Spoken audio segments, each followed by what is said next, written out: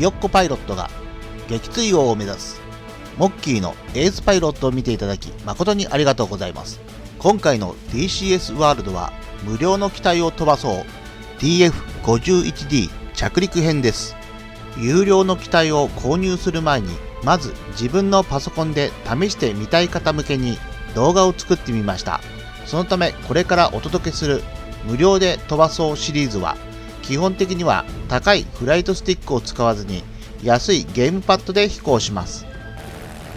飛行機の技術で着陸が最も難しいと言われています。繊細な操作が必要でフライトスティックでさえ難しいのにゲームパッドの指先で操作するなんて本当にこの企画をやめたいと思うほど失敗しました。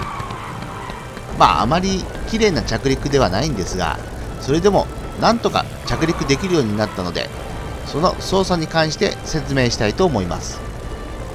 着陸を練習するにはトレーニングのランディングが最適なのですが、滑走路までの距離が長くて何度も練習するにはちょっと大変なので、インスタントアクションのフライトオーバー飛び石で練習しました。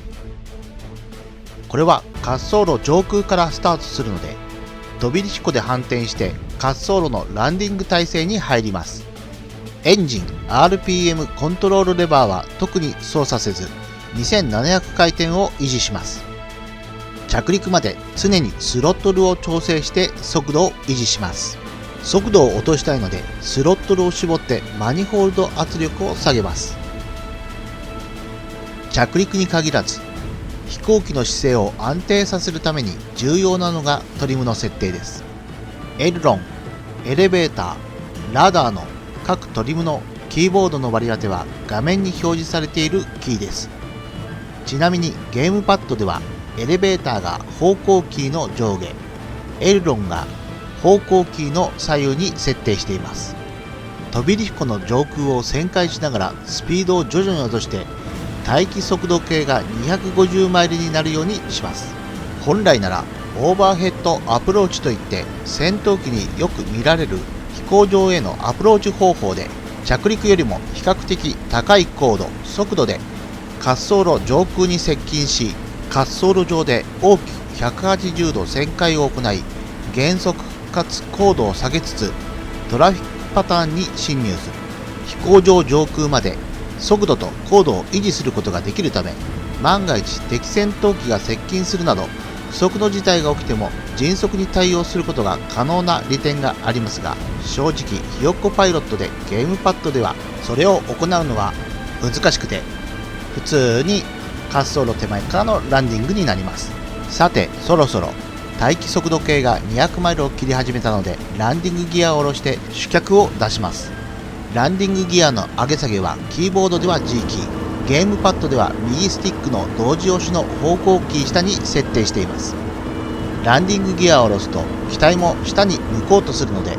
エレベータートリムを使って機体を水平飛行に保ちます。待機速度が170マイルで低速時の機体の安定を保つためにフラップを少し下ろします。キーボードでは F キー、ゲームパッドでは A キーに設定しています。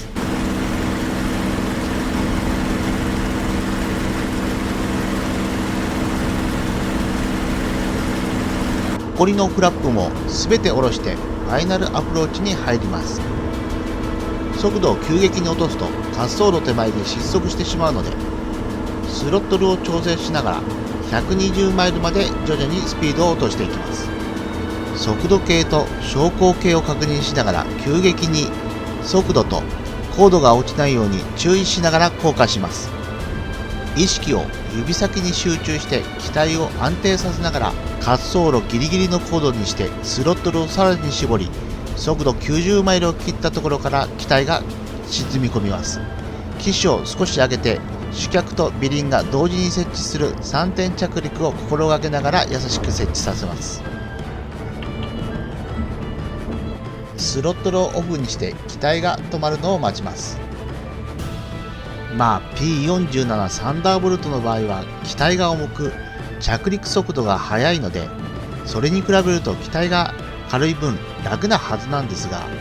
やはりゲームパッドということで難易度はかなり上がってしまいます。そのためフライトスティックの購入をおすすめします。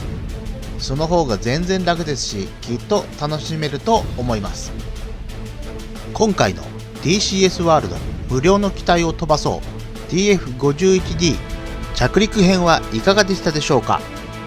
次回も